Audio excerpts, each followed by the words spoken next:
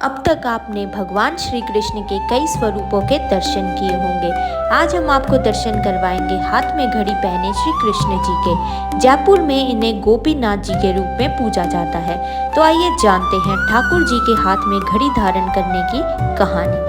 छोटी काशी कहे जाने वाले राजधानी जयपुर में भगवान श्री कृष्ण का एक ऐसा विग्रह है जो हाथ में घड़ी धारण करता है। मान्यता है कि यहाँ मौजूद विग्रह को भगवान श्री कृष्ण के ही परपौत्र वज्रनाभ ने अपनी दादी के कहने पर बनवाया था। बाद में इसे वृंदावन से जयपुर लाया गया। आज श्रद्धालुओं के बीच पुरानी बस्ती स्थित मंदिर में ठाकुर जी के इस विग्रह को गोपीनाथ के रूप में पूजा जाता है। गोपीनाथ जी मंदिर महंत सिद्धार्थ गोस्वामी ने बताया कि राजस्थान में मौजूद भगवान श्री कृष्ण के 3 विग्रह करौली के मदन मोहन जी, जयपुर के गोविंद देव जी और गोपीनाथ जी को एक ही शिला से तैयार किया गया था। मान्यता के अनुसार कंस ने जिस शिला पर अपनी बहन के जन्मे बच्चों को मारा था, भगवान श्री कृष्ण के परपौत्र वज्रनाभ ने उसके 3 टुकड़े किए थे। इससे जो पहला विग्रह बना वो मदन मोहन जी का था। ये वर्तमान में करौली में है। इनके चरण ठाकुर जी से मिलते हैं। दूसरा विग्रह गोपीनाथ जी कहलाया। वर्तमान में ये जयपुर के पुरानी बस्ती में मौजूद है। इनके वक्षस्थल और भुजाएं ठाकुर जी के समान है। आखिर में तीसरा विग्रह गोविंद देव जी का बना, जिनका मुखारविंद ठाकुर जी से मेल खाता है। मान्यता है ये तीनों ही विग्रह करीब 5000 साल पुराने हैं। महंत सिद्धार्थ गोस्वामी ने बताया कि गोपीनाथ जी की प्रतिमा यमुना किनारे वंशी घाट पर मिली थी। इसकी सेवा का जिम्मा मधु गोस्वामी को मिला था। 1669 तक उन्होंने वृंदावन में ही ठाकुर जी की सेवा की। जब औरंगजेब मंदिर तोड़ने लगा तब ठाकुर जी को लेकर छिपते छिपाते राधा कुंड और कामयावन होते हुए 1775 में जयपुर लाया गया।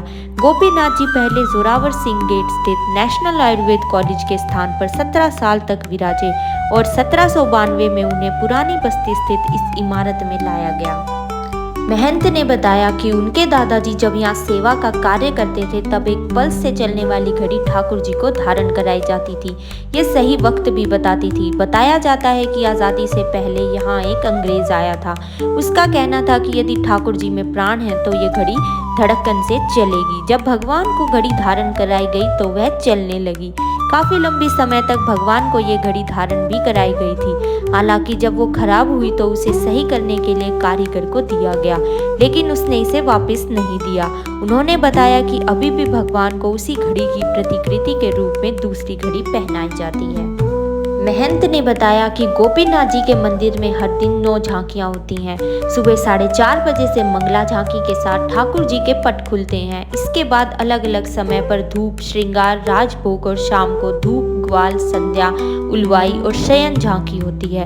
इसमें सबसे बड़ी संख्या में स्थानीय लोग ठाकुर जी के दर्शन के लिए पहुंचते हैं। स्थानीय महिलाएं यहाँ सालों से ठाकुर जी की सेवा में भजन अर्पित करती हैं।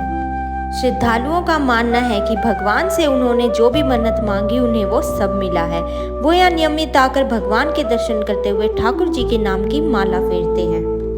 तो क्या आप भी चाहते हो गोपीनाथ जी मंदिर के दर्शन करना? तो कमेंट करके जरूर बताना and subscribe for more such videos.